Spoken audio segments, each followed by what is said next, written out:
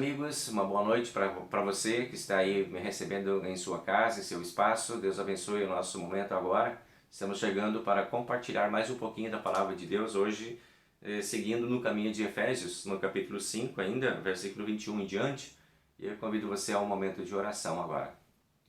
Senhor, nosso Deus e Pai, obrigado por teres abençoado o nosso dia, teres nos trazido em segurança até aqui. Pedimos que nos conduza neste momento agora de reflexão na Tua Palavra e nos ensine a tua vontade.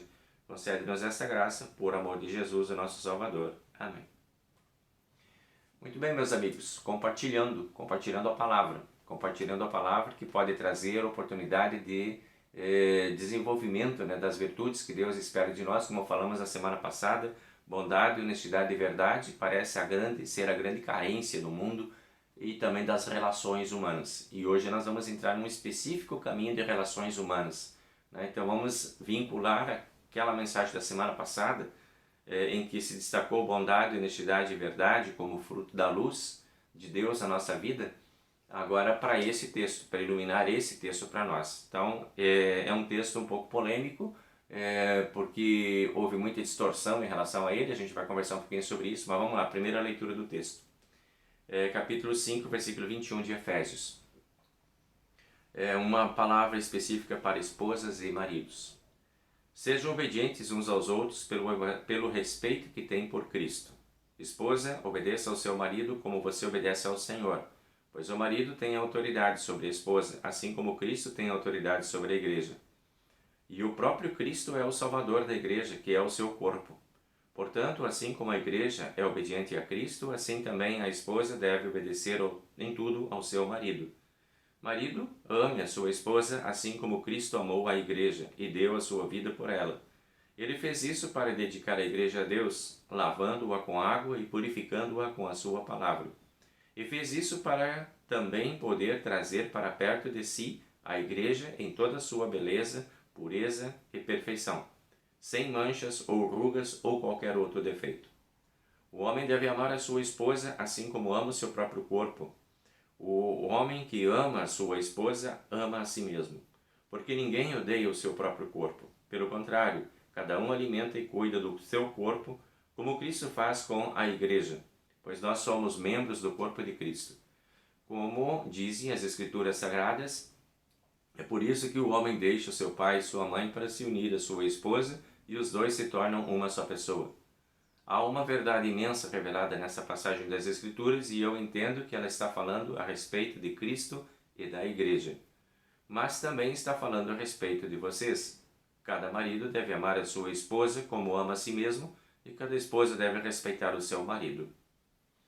Então, relações humanas, o primeiro, ou a primeira instância das relações humanas nossas fora da família parental de pai, mãe e filhos seria esta, do casamento. O homem deixa pai e mãe e se une à sua esposa, e aí começa uma nova relação. E é interessante a gente poder pensar agora e pautar essa relação com os objetivos para os quais Deus criou. Ou seja, quando Deus instituiu o casamento e Deus abençoou lá o primeiro casal, lá no Jardim do Éden já, com Adão e Eva, a bênção de Deus sobre eles, e ela se renova depois em todo o percurso histórico e chega até aqui agora, orientando especificamente a relação do casamento. É interessante a gente pegar essa palavra pelo começo dela. Durante muito tempo, essa divisão bíblica, que ela não é uma divisão original, nem de capítulos e versículos, tampouco de títulos. Essas divisões elas foram sendo criadas com o passar do tempo, foram sendo organizadas e harmonizadas com o passar do tempo pelos teólogos. O texto original que os apóstolos deixaram e que os profetas e evangelistas deixaram, ele não tem essas divisões, ele é um texto corrido. Mas aí houve então essas separações. E as separações às vezes elas prejudicam o entendimento do texto. Então se a gente pega esse texto, por exemplo, como ele estava separado antigamente e de onde vem o pensamento errado, ele começa lá no versículo 22 e não no 21. A separação está diferente, Essa separação de dizer que a esposa obedeça ao seu marido começa por aí, já cria toda uma confusão. Porque baseado nisso, durante muito tempo, a igreja desfocou essa relação do casamento para uma relação de obediência e não de felicidade, e de autoridade e domínio e não de cuidado e proteção. E essa foi, digamos, o grande erro da humanidade, e subscrito pelo próprio poder da igreja. Então, hoje nós temos já uma divisão aqui diferente, por exemplo, nessa Bíblia que eu estou usando agora, que é a nova tradução na linguagem de hoje, já está harmonizado de uma forma correta, como era o texto original. Ou seja, o versículo 21 é que começa o texto. E isso faz toda a diferença de compreendermos esse texto hoje. O versículo 21 começa assim, ó: sejam obedientes uns aos outros pelo respeito que têm por Cristo. Aí começa a relação do casamento. De um casal que obedece a Cristo, de um casal que é obediente um ao outro. Não existe diferença de masculino e feminino, de um estar antes e outro depois, de um mandar mais e outro menos, de um obedecer mais e outro menos. A ideia é que estejamos sujeitos a Cristo em primeiro lugar.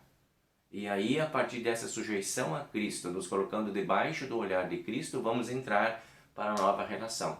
Aí não precisa ter medo dessa relação, não precisa ter medo das ideias que se espalharam confusamente em cima desse texto, quando se arrancou esse texto do texto bíblico e que se aplicaram à relação de família com o poder de dizer: nós é que dizemos como é que tem que ser a família de vocês, e não a palavra de Deus. Quando se silencia a palavra de Deus como um todo e se quer apenas estabelecer um poder, quando se quer estabelecer um desmando social, como aconteceu durante muitos anos, em que o homem prevalece sobre a mulher, em que o homem tem mais valor do que a mulher, que o homem tem mais força do que a mulher e por isso pode sujeitá-la, aí nós temos uma total confusão da palavra de Deus. A gente precisa deixar esse texto ligado dentro do mesmo capítulo que ele está aqui, no capítulo 5, quando o apóstolo Paulo fala sobre colheita de bondade, honestidade e verdade. Essa colheita precisa ser feita também dentro do casamento. A bondade, a honestidade e a verdade é a colheita que deve de ter para o marido e para a esposa dentro do casamento. Está dentro do mesmo texto aqui, faz parte da pureza da vida, faz parte de viver na luz de Deus. É como está todo esse capítulo 5 aqui, colocado por Paulo. Então não dá para extrair o texto e querer forçar ele a realizar ou a subscrever uma vontade que nós gostaríamos que fosse. Então, essa confusão social e sociológica que se desenvolveu durante muitos anos, dessa desigualdade de masculino e feminino dentro do casamento, é no mínimo um crime teológico que nós não podemos subscrever. Precisamos entender que a relação do casamento é uma relação de estabilidade, que deve gerar felicidade, que deve gerar bondade, que deve gerar honestidade, que deve gerar verdade.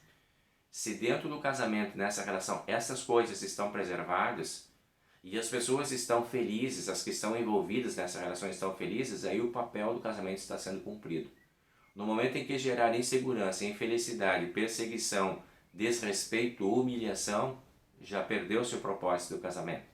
Aí já estamos numa outra dimensão, de uma relação abusiva, de uma relação longe da palavra de Deus e na escuridão em relação à palavra de Deus. Então aqui fica o convite para a gente refletir como estão as nossas relações. O marido e a esposa estão se espelhando em Cristo para se relacionar? Em Cristo que tem a verdade, em Cristo que tem a palavra, em Cristo que tem a luz, em Cristo que tem o perdão, em Cristo que tem a paciência, a tolerância, em Cristo que tem a verdade e a honestidade? Se este é o nosso espelho, se essa é a nossa inspiração para dentro do casamento, então nós estamos alinhados com esse texto bíblico aqui.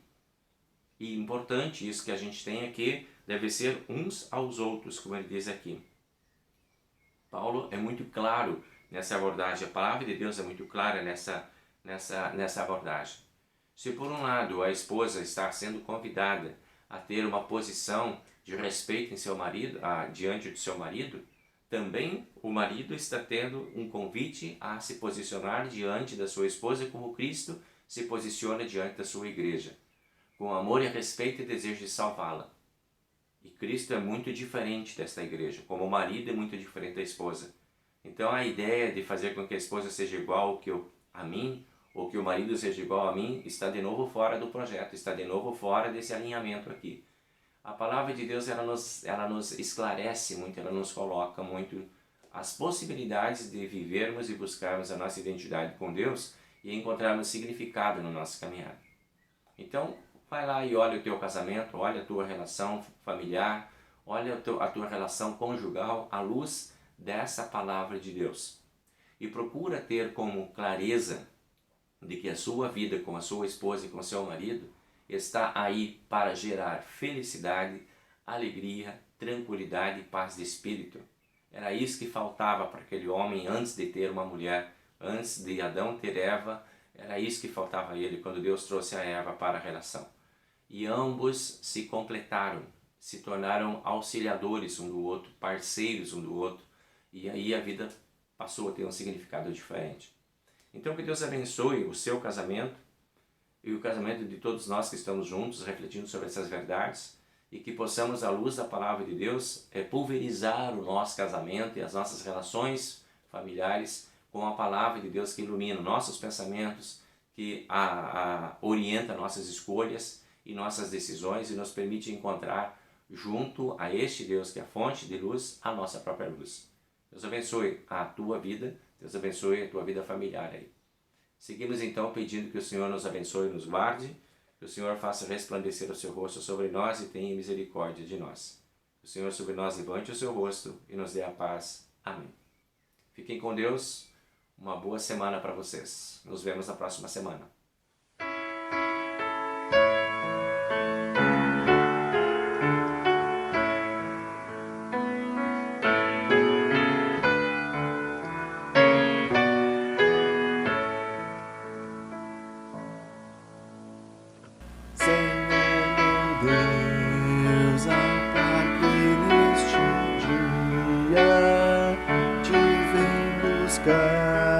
Com fé no coração, atende agora e as portas da alegria lhes abre para mais feliz união. A ti então se cantará, Senhor, grandioso és tu. Grandioso és tu, a ti então se cantará, Senhor. Grandioso és tu, grandioso és tu. Não faltarão no lar as amarguras, venha desdito o pranto e a solidão. Mas tu que vês das celestiais alturas, socorre o lar com paz e compreensão. A ti então se cantará, Senhor, grandioso és tu, grandioso és tu.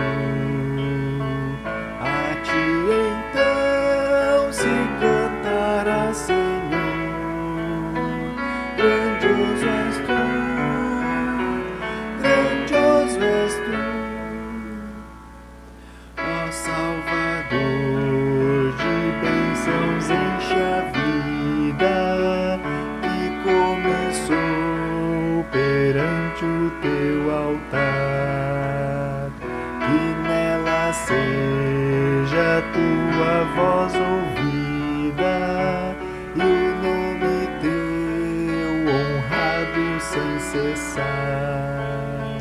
A ti então se cantará, Senhor, grandioso és tu, grandioso és tu.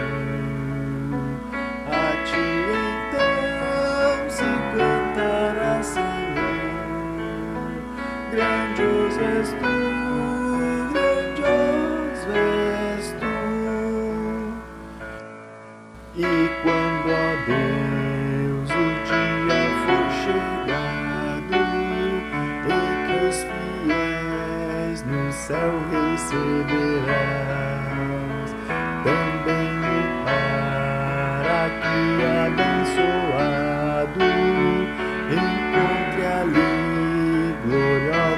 vida